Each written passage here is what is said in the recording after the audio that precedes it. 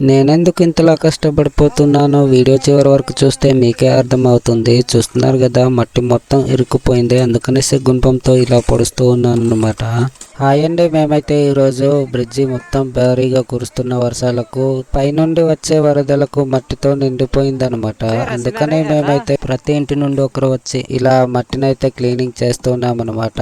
ఈ బ్రిడ్జి పాడైపోతే మా ఊరికి దారి అనేది ఉండదు. అందుకనేసి ముందుగానే మేమైతే క్లీనింగ్ చేసుకుంటూ ఉన్నాము. మా గిరిజన ప్రాంతంలో ప్రతి చిన్న పనికి కలిసికట్టుగా పనిచేసుకుంటారు. మరి మీ ప్రాంతంలో కలిసికట్టుగా పనిచేస్తారో లేదో కింద కామెంట్ అయితే చెయ్యండి.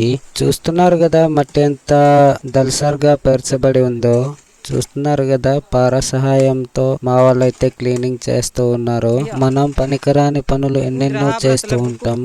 మనకు పనికొచ్చే పని చేసి ఉంటే కొన్నాళ్ళైనా బాగుంటుంది అని ఇంటికొక్కరు వచ్చి పని చేస్తూ ఉన్నారనమాట. చూస్తున్నారు కదా, చాలా కష్టపడుతున్నారు అనమాట. బళ్ళు మట్టేయడం వల్ల ఇలా గట్టిగా అయితే అయిపోయింది. కొన్నాళ్ళుంటే మా ఊరి బ్రిడ్జి మొత్తం పాడైపోవాల్సింది. అందుకనేసి మేమైతే ఈ పని చేస్తూ ఉన్నామన్నమాట. వీడియోని ఇంతసేపు చూస్తున్నారు కానీ ఒక్క లైక్ కూడా ఇవ్వట్లేదు. లైక్ కొట్టండి అబ్బా.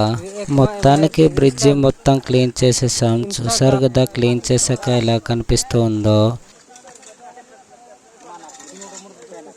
మా ఊర్లో సీసీ ర్యాంప్ అయితే ఉండదు ఫ్రెండ్స్. అందుకనే ఇలా పెద్ద పెద్ద వరదలు వచ్చినప్పుడు కొట్టుకుపోతుంటుంది. చూస్తున్నారు కదా, రాళ్ళు అయితే పేరుస్తున్నారు. ఫ్రెండ్స్, మరిన్ని విలేజ్ వీడియోస్ కోసం మన అకౌంట్ని విజిట్ చేయండి.